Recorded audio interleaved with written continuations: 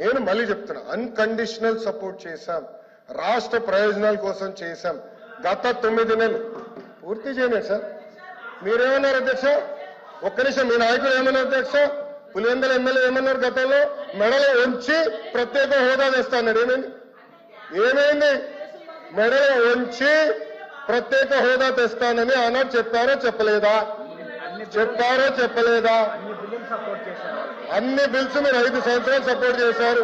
ఏమైంది? ప్రత్యేక హోదా తీసుకురాలేదు. మేము మళ్ళీ చెప్తున్నాం, తెలుగుదేశం పార్టీ జనసేన సభ్యులు కూడా ఉన్నారు. తెలుగుదేశం పార్టీ జనసేన 2 పార్టీలు కలిసి అన్కండిషనల్ గా ఇండియన్ మేము సపోర్ట్ చేశాం. ఎన్నికల ముందర కూడా చెప్పాం ప్రజలకి. నేను చెప్పాను అధ్యక్ష. ఒక్క నిమిషం సార్, మేము 2 ఒక్క నిమిషం 24 ఎన్నికల్లో ఏం చెప్పాం? డబుల్ ఇంజిన్ సర్కార్ అని చెప్పాం. డబుల్ ఇంజిన్ సర్కార్ ఇప్పుడు వచ్చింది. కేంద్రం రాష్ట్రం ఒకే ప్రభుత్వం ఉంది. రైల్వే జోన్ ఎవరు కాపాడారా? నేను కాపాడాను. విశాఖకు మీరు పెద్ద పెద్ద మాటలు మాట్లాడుతున్నారే. 13,000 కోట్లు చంద్రబాబు గారు పైన నాయకత్వం మేము తీసుకొచ్చాం అధ్యక్ష. 13,000 కోట్లు తీసుకొచ్చాం. మీ ఉత్తరాంధ్ర ఎమ్మెల్సీలు మాట్లాడండి. మీరేం చేశారు 5 సంవత్సరాలు? ఏం చేశారు మీరు 5 సంవత్సరాలు?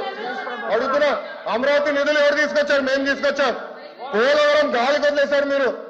బుల్లెట్ దిగినా అని మీ మంత్రి గారు అడిగారు. ఏమేరైనా పెద్ద మాట్లాడతారు.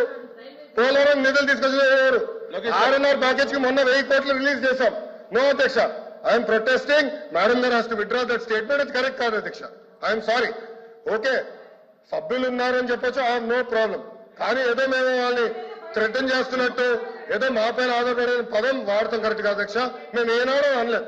మా సపోర్ట్ అన్కండిషనల్. రాష్ట్ర ప్రయోజనాల కోసం కేంద్ర ప్రభుత్వాన్ని మేము సపోర్ట్ చేస్తున్నాం. అది చాలా క్లారిటీగా ఉంది అధ్యక్ష. కానీ దయచేసి అది మటుకు రికార్డు తొలగించాలి అధ్యక్ష.